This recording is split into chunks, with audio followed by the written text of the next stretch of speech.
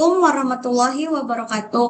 Baik teman-teman, di sini saya akan menjelaskan tentang troubleshooting atau pemecahan masalah. Oke, kita lanjut. Troubleshooting di sini itu dia membutuhkan pendekatan yang terorganisir dan logis terhadap masalah pada komputer dan komponen lainnya. Terkadang masalah muncul selama pemeliharaan preventif. Pendekatan logis terhadap pemecahan masalah memungkinkan Anda untuk mengeliminasi variabel dan mengidentifikasi penyebab masalah secara sistematis. Pemecahan masalah adalah keterampilan yang harus Anda asah seiring berjalannya waktu. Setiap kali kalian memecahkan masalah, kalian dapat meningkatkan keterampilan troubleshooting kalian dengan mendapatkan lebih banyak pengalaman. Oke, kita lanjut. Yang selanjutnya yaitu data backup. Nah, backup adalah salinan data pada hard drive komputer yang disimpan ke perangkat penyimpanan lain atau penyimpanan cloud. Penyimpanan cloud adalah penyimpanan daring yang diakses melalui internet. Dalam suatu organisasi, backup dapat dilakukan setiap hari, mingguan, atau bulanan. Jika Anda tidak yakin apakah pencadangan telah dilakukan, jangan mencoba melakukan pemecahan masalah atau troubleshooting apapun hingga Anda mengonfirmasikannya kepada customer atau pelanggan. Oke, yang ketiga yaitu masuk ke identifikasi masalah.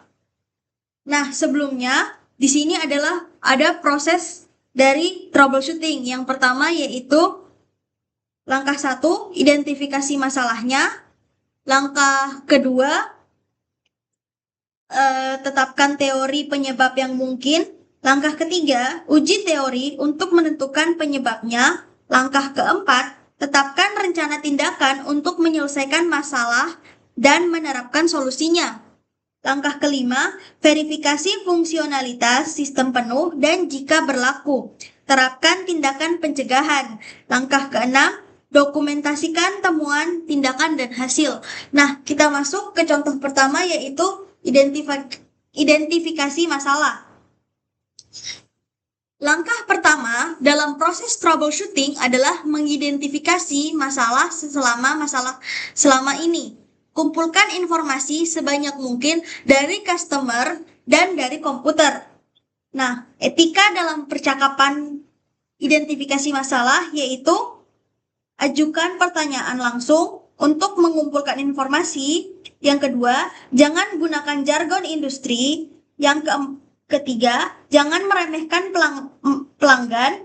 Yang keempat, jangan menghina pelanggan. Dan yang kelima, jangan menuduh pelanggan sebagai penyebab masalah. Nah, di sini saya berikan contoh informasi pelanggan, misalnya nama perusahaan, nama kontak, alamat, ataupun nomor telepon. Untuk yang contoh yang kedua, konfigurasi komputer. Mungkin seperti produsen dan model komputernya, sistem operasinya, lingkungan jaringannya, ataupun jenis koneksinya. Dan yang ketiga, yaitu contoh ketiga, deskripsi masalah. Seperti pertanyaan terbuka dan pertanyaan tertutup. Nah, apa itu pertanyaan terbuka dan tertutup? Pertanyaan terbuka memungkinkan pelanggan menjelaskan detail masalah dengan kata-kata mereka sendiri. Gunakan pertanyaan terbuka untuk mendapatkan informasi umum dalam mengidentifikasi masalah kalian. Berdasarkan informasi dari pelanggan, Anda dapat melanjutkan dengan pertanyaan tertutup. Pertanyaan tertutup umumnya memerlukan jawaban ya atau tidak. Selanjutnya yaitu mendokumentasikan respon. Dokumentasikan informasi dari pelanggan dalam perintah kerja, catatan perbaikan, dan jurnal perbaikan kalian. Catat apapun yang menurut kalian penting bagi kalian atau teknisi lain. Detail-detail kecil seringkali mengarah pada solusi untuk masalah yang sulit atau rumit. Nah, yang selanjutnya, kode bunyi beep. Kode Setiap produsen BIOS memiliki urutan bunyi bip yang unik.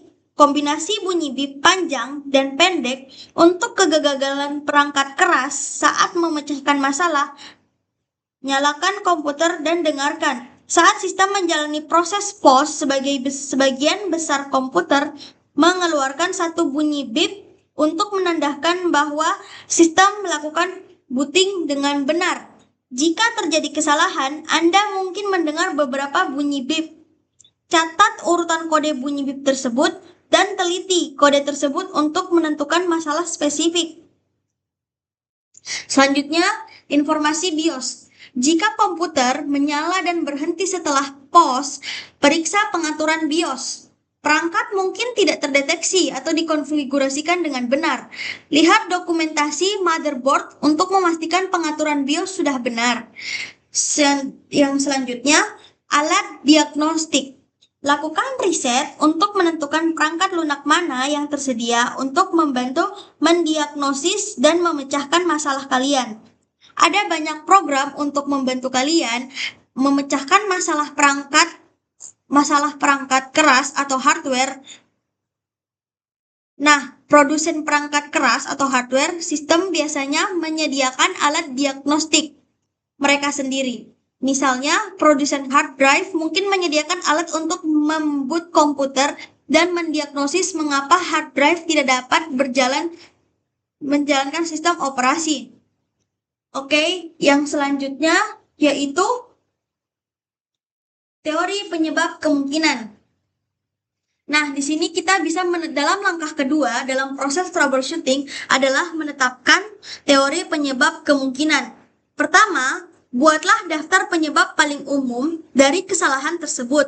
Meskipun pelanggan mungkin berpikir bahwa ada masalah besar, mulailah dengan masalah yang jelas sebelum beralih ke diagnosis yang lebih kompleks. Cantumkan penyebab yang paling mudah atau yang paling jelas di bagian atas. Cantumkan penyebab yang lebih kompleks di bagian bawah. Langkah dari teori ini yaitu yang pertama, perangkat dimatikan. Dan yang kedua, saklar daya untuk stop kontak dimatikan. Langkah ketiga, pelindung lonjakan arus dimatikan. Yang keempat, sambungan kabel eksternal longgar. Yang kelima, disk yang tidak dapat diboot pada drive boot yang ditentukan. Yang keenam, urutan boot salah dalam pengaturan BIOS. Seperti itu, sebagian dari langkah kedua menetapkan teori penyebab yang mungkin. Yang selanjutnya yaitu uji teori.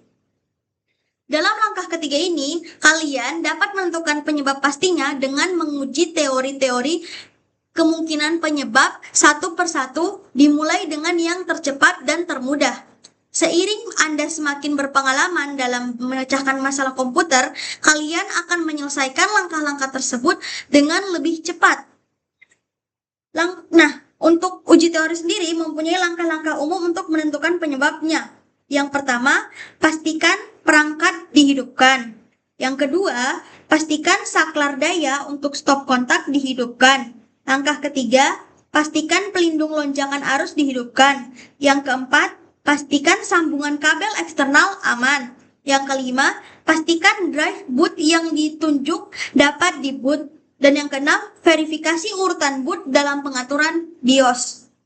Oke, kita beralih ke langkah selanjutnya yaitu menetapkan rencana aksi. Nah, setelah kalian menentukan penyebab pasti masalahnya, buatlah rencana tindakan untuk menyelesaikan masalah dan menerapkan solusinya. Terkadang, prosedur cepat dapat memperbaiki masalah. Jika prosedur cepat berhasil memperbaiki masalah, verifikasi fungsionalitas sistem secara menyeluruh dan jika memungkinkan, terapkan langkah-langkah pencegahan. Jika prosedur cepat tindak memperbaiki masalah, teliti masalahnya lebih lanjut. Lalu kembali ke langkah 2 untuk membangun teori baru tentang kemungkinan penyebabnya.